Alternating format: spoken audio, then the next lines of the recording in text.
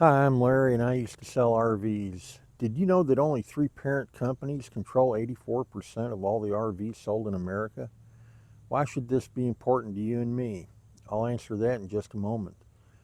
The three companies that control 84% of all the RVs sold in America are Thor, Berkshire Hathaway, and Winnebago. Let me list the product lines that are owned by each of these.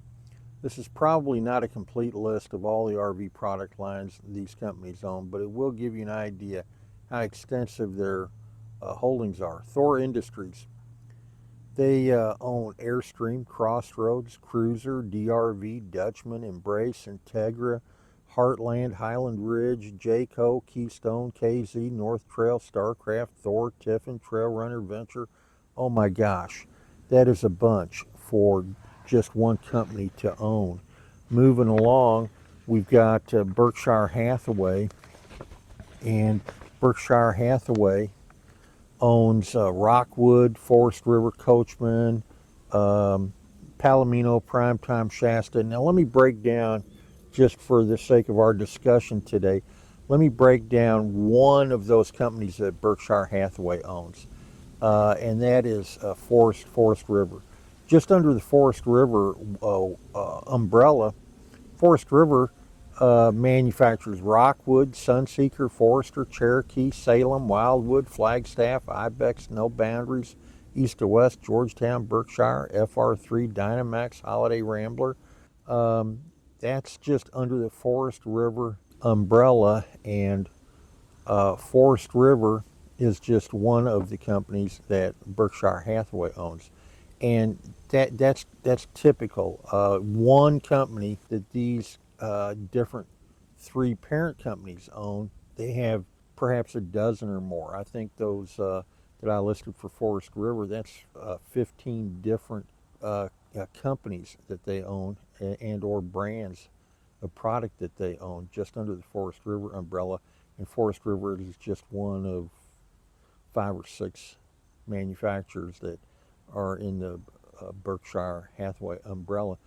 The uh, the last parent company that I'm talking about today is Winnebago Industries, and they own Grand Design, Newmar, and Winnebago. And between these three companies, they own 84% of the marketplace based upon the number of units sold in the United States. Let me break down the percentage of the market these three companies control based upon the type of RV. These are 2022 numbers from the RV Dealers Association. Uh, for bumper pull RVs, those three companies control 83% of the marketplace. Fifth wheel, they control 91% of the marketplace. Class A, they control 82% of the marketplace. Class B, they control 75% of the marketplace. Class C, 87% of the marketplace. The average percentage across all product lines is 84% of the market. Thor, uh, just as an offside, was leader in all five of those categories. For those seeking a more detailed breakdown market by the big three companies, bumper pull, Thor led with 41%, Berkshire 34%, Winnebago with 8%. Fifth wheel, Thor was 43%, Berkshire Hathaway 30%, Winnebago was 18%. Class A, Thor was 53%, Berkshire Hathaway was 16%, Winnebago was 13%. Class B, Thor was 38%, Berkshire Hathaway had none in the Class B market. Winnebago had 37% of the Class B market. Class C, Thor had 52%, Berkshire Hathaway had 24%, and Winnebago had 11% of the marketplace. The sheer number of brands gives the illusion of many choices, but when only three corporate umbrellas shade 84% of the marketplace, do you really benefit from uniqueness, innovation, design variety, and truly competitive pricing as would exist if 20 corporate umbrellas each shaded 5% of the marketplace? Ultimately, three parent companies are controlling warranties, influencing and controlling servicing and parts availability, controlling innovation, influencing market trends and pricing for their share of the 84% of the marketplace. 3 companies controlling competition, new technologies, and new features in 84% of the marketplace. 40 years ago, the big 3, think parent companies, of General Motors, Ford, and Chrysler were responsible for over 80% of all cars sold in America. 40 years later, in the first half of 2025, their combined market share is down to 38%. It now takes 9 parent companies to equal 84% of the car sales in America.